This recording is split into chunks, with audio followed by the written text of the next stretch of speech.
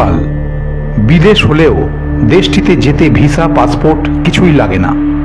খুব ছোট্ট আয়তনের একটি দেশ হওয়া সত্ত্বেও নেপালের ভূমিরূপ অত্যন্ত বৈচিত্র্যময়, যার সাথে উত্তরে চীন এবং দক্ষিণ পূর্ব ও পশ্চিমে ভারতের সীমান্ত রয়েছে। পৃথিবীর সর্বোচ্চ 10টি পর্বতের মধ্যে 8টি পর্বতই এই নেপাল চীন সীমান্তেই অবস্থিত। আর এখানেই পৃথিবীর সর্বোচ্চ শৃঙ্গ মাউন্ট এভারেস্টের অবস্থান। দেশটির শতকরা প্রায় 81% জনগণই হিন্দু ধর্মের অনুসারী। আর এখানকার অর্থনীতি মূলত পর্যটন শিল্পের উপরই নির্ভরশীল। প্রত্যেক বছর পৃথিবীর বিভিন্ন দেশ থেকে হাজারো মানুষ নেপাল ভ্রমণ করেন। আজ আমিও তাতে সামিল হলাম।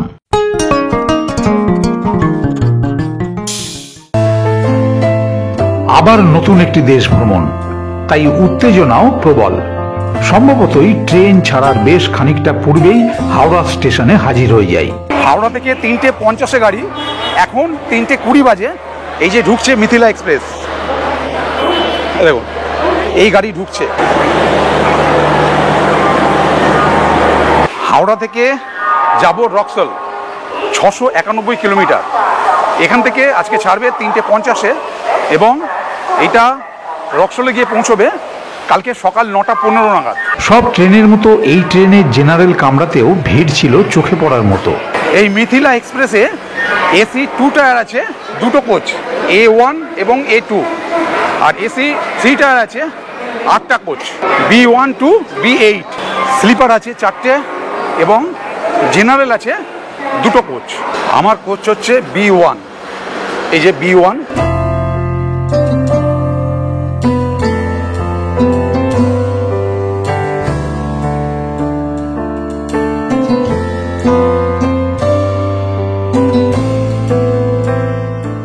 B1 আমার সিট।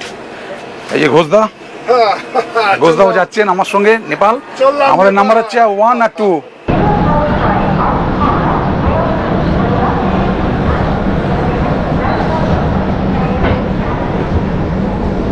আমাদের গাড়ি ছাড়তে 2 মিনিট লেট করলো। এখন 3:52 বাজে। 3:50 জায়গায় 2 মিনিট লেটে ছাড়লো, 3:52।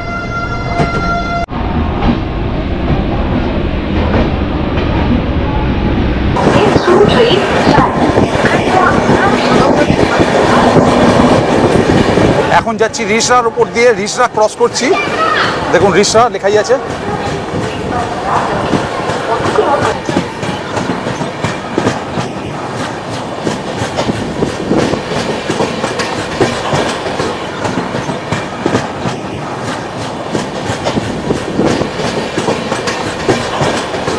মিথিলা এক্সপ্রেস হাওড়া থেকে ছাড়ার পর প্রথম স্টপেজ শ্রীরামপুর।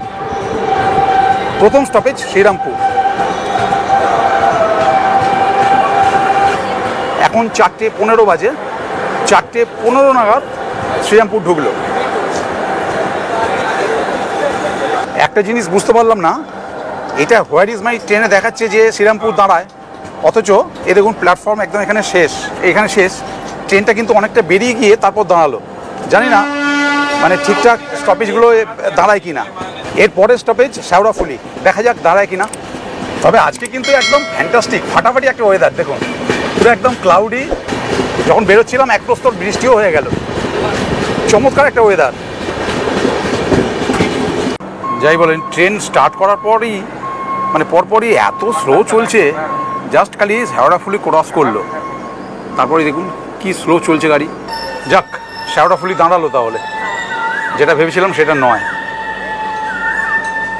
চলে এলাম শেওড়াফুলি। যেটা বলছিলাম যে এখানেও কিন্তু দেখুন প্ল্যাটফর্ম এখানে শেষ, এবং এরপরও দেখুন ট্রেনটা যারা যাত্রী উঠছে দেখুন এরমভাবে, প্ল্যাটফর্ম এখানে শেষ, ট্রেন এতটা দূরে দাঁড়িয়েছে। আমি সেই দেখেই ভেবেছিলাম হয়তো দাঁড়াবে না, কিন্তু অ্যাটলিস্ট দাঁড়িয়েছে।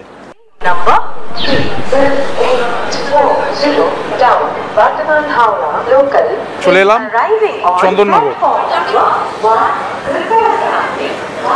চন্দননগর। কিন্তু এখানে বৃষ্টি হচ্ছে। দেখুন এখানে কিন্তু বৃষ্টি হচ্ছে। বেরোবার সময় যেমন বৃষ্টি এসেছিল ঠিক এখনও বৃষ্টি চলছে, তবে কিন্তু ব্যাপক লাগছে। ওই যে বললাম দুর্দান্ত লাগছে। মনে হচ্ছে ওখানে ওয়েদারটা খুব ভালো পাবে। দেখা যাক।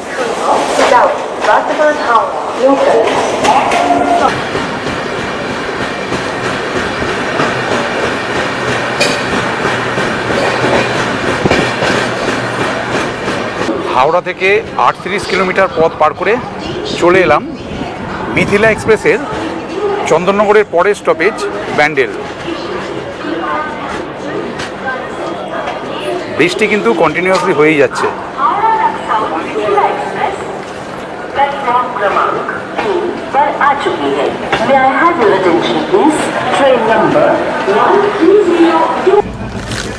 ব্যান্ডেল ছেড়ে বেরিয়ে এখন বর্ধমান যাচ্ছি। এখন 5টা 13 বাজে। এর মধ্যে কিন্তু আবার খিদে পেয়ে গেছে। ট্রেনের মধ্যে থাকলে যা হয়, একটা চিড়ে ভাজার প্যাকেট কিনে খেতে শুরু করে দিয়েছি। ট্রেন ব্লগ সেই অর্থে এটাই প্রথম।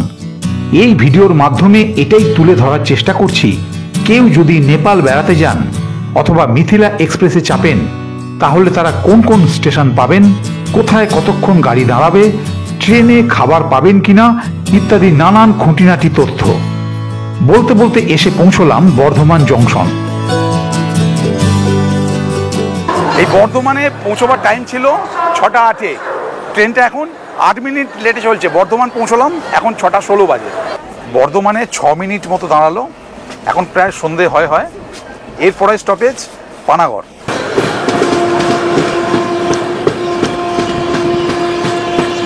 পানাগড়ে জাস্ট 1 মিনিট দাঁড়িয়ে ছিল, তারপরই ছেড়ে দিল আমাদের ট্রেন। পানাগড় ছেড়ে বেরিয়ে গেলাম। এখন কিন্তু প্রচণ্ড অন্ধকার হয়ে গেছে। এখন 7টা 15 বাজে। ঢুকলাম দুর্গাপুর।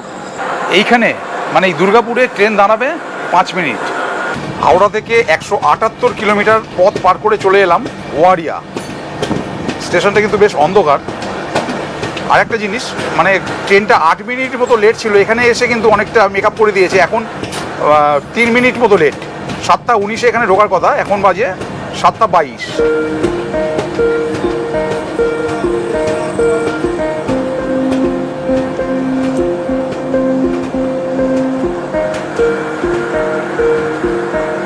এখন 7:30 বাজে।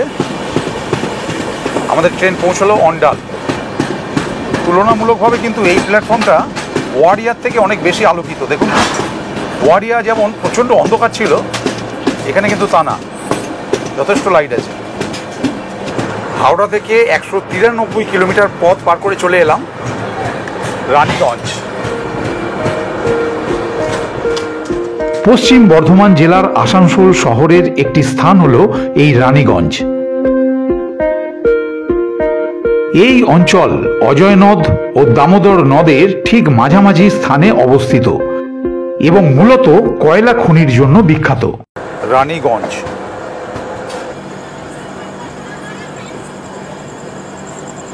দূরপাল্লার ট্রেনে এরকম বেশ কিছু স্টেশন পড়ে, যেখানে নামা তো দূরের কথা, স্টেশনটির দিকে তাকালেই বুকটা ছ্যাঁক করে ওঠে।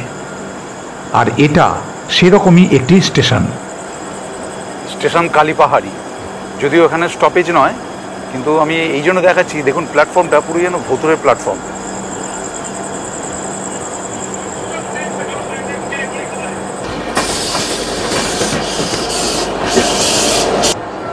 হাওড়া থেকে 211 কিলোমিটার পথ জার্নি করে এসে পৌঁছলাম আসানসোল।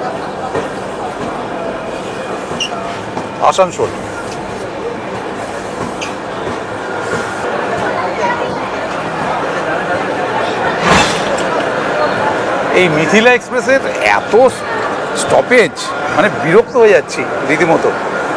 আমার চ্যানেলে এই প্রথম ট্রেন ব্লগ, অথচ এমন একটা ট্রেন সিলেক্ট করলাম মিথিলা এক্সপ্রেস, মানে এত স্টপেজ। হাওড়া থেকে রক্সল পর্যন্ত মাঝে 38খানা স্টপেজ আছে। 38খানা, নট এ জোকস। প্রায় মানে লোকাল ট্রেনের মতো লাগছে। এখন রাত 8:40 বাজে। হাওড়া থেকে 220 কিলোমিটার পথ পার করে ফেললাম। চলে এলাম সীতারামপুর জংশন। হাওড়া থেকে মিথিলা এক্সপ্রেসে করে যাচ্ছি। এত স্টপেজ সে তো বললামই, তার সঙ্গে স্টপেজ ছাড়াও অনেক প্ল্যাটফর্ম আছে যেগুলো দাঁড়াচ্ছে, মানে বেশ একটা তিক্ত অভিজ্ঞতা হচ্ছে। আর এছাড়া বলে রাখি, এই গাড়িতে এই মিথিলা এক্সপ্রেসে প্যান্ট্রি কার নেই, মানে 3:50-এ গাড়ি ছেড়েছে। আপনাদের কিন্তু গাড়িতে খাবার খেতে চাইলে তাহলে কিন্তু এখানে এই ভেজ যে বিরিয়ানি বিক্রি হচ্ছে বা এগ বিরিয়ানি এই সমস্ত খেতে হবে, আর তা নাহলে কিন্তু বাড়ি থেকে খাবার বয়ে আনতে হবে, যেটা আমি এনেছি।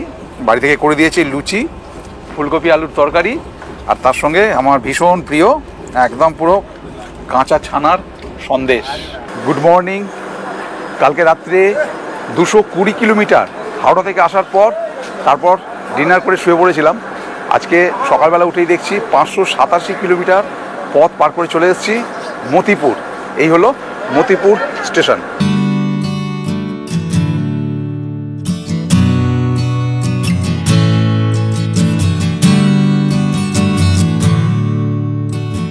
ট্রেনের এই জার্নি অধিকাংশ মানুষের কাছে ভীষণ প্রিয়, তাই ট্রেন যখন ছুটে চলে আপন গতিতে মনটাও যেন হয়ে ওঠে ছোট্ট এক শিশু।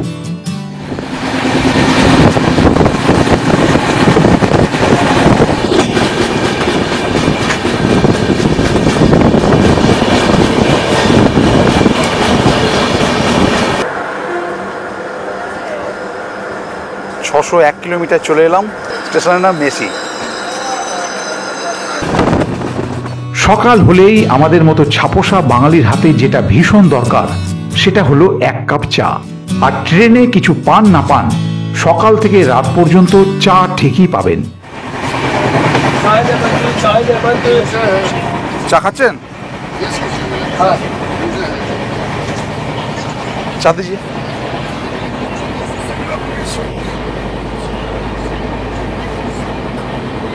আমি খাবো না, আমি খাবো না, একটু দিজিয়ে।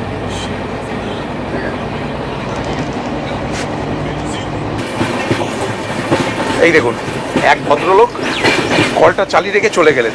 দেখুন জল পড়েই যাচ্ছে। কল চালালেন, কাজ সারলেন, ভিতরে চলে গেলেন, কলটা বন্ধই করলেন না।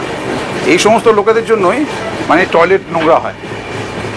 যে যেখানে কল চালাবেন দয়া করে কলটা বন্ধ করবেন, সেটা বেসিন হোক বা ওয়াশরুম হোক, যেখানেই হোক, কল চালিয়ে কাজ হয়ে গেলে কল বন্ধ করবেন অবশ্যই।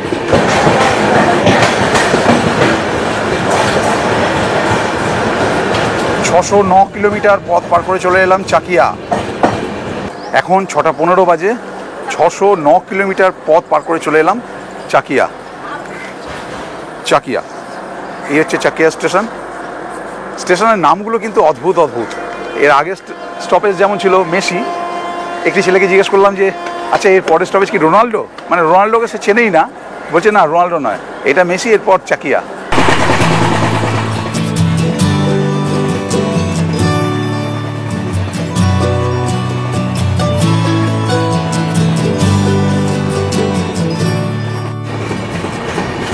হাওড়া থেকে 619 কিলোমিটার পিঁপড়া।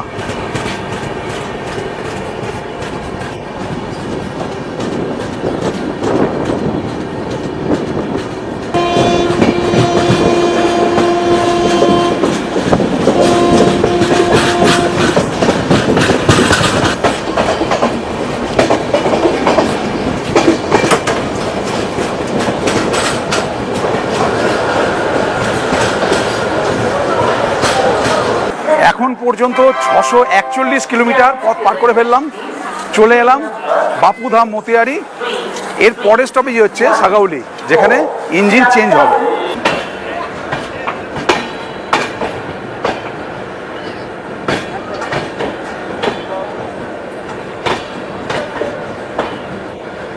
হাওড়া থেকে 662 কিলোমিটার পথ অতিক্রম করে চলে এলাম সাগাউলি জাংশন। এখানে ইঞ্জিন চেঞ্জ হবে এবং এতক্ষণ আমরা যাচ্ছিলাম এইদিকে, এবার কিন্তু যাব আমরা এই দিকে, ঠিক উল্টো দিকে। আর এখানে টাইমটা কিন্তু মেকআপ করে দিয়েছে। এর আগে বাপুধামে 10 মিনিট লেট ছিল, এখানে কিন্তু টাইমটা একদম ঠিক টাইম, মানে রাইট টাইম দেখাচ্ছে। এবং এখান থেকে কিন্তু রক্সল খুব বেশি দূর না, মাত্র 29 কিলোমিটার।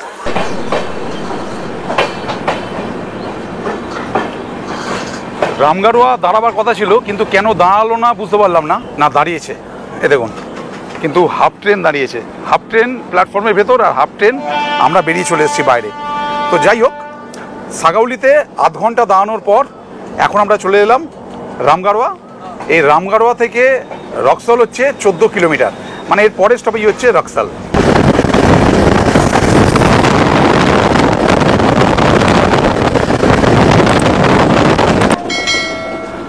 রক্সল ঢোকার একবারে মুখে। অ্যারাইভাল টাইম হচ্ছে 9:15। আমরা মনে হচ্ছে অনেকটা অ্যাডভান্সে পৌঁছবো, দেখি দেখা যাক। একদম কাছাকাছি এসে গেছি। এখানে গাড়িটা কিন্তু দেখুন একদম গোল হয়ে ঘুরছে, দেখুন গোল হয়ে একদম পুরো ঘুরছে।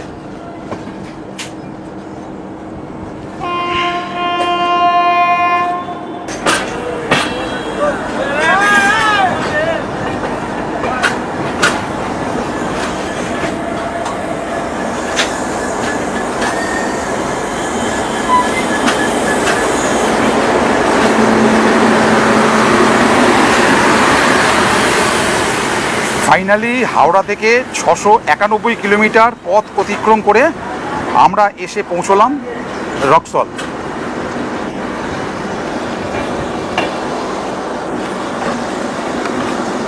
রক্সলে নেমে পড়লাম, এই লাগেজটাকে সব নামিয়ে ফেলেছি। এবার এখান থেকে আমরা বাইরে বেরোবো, আমাদের বাস দাঁড়িয়ে আছে এবং সেই বাসে করে আমরা চলে যাব বীরগঞ্জ এবং তারপর চিতওয়ান ফরেস্ট, এরকম পরপর। আপাতত আজকে এত পর্যন্ত।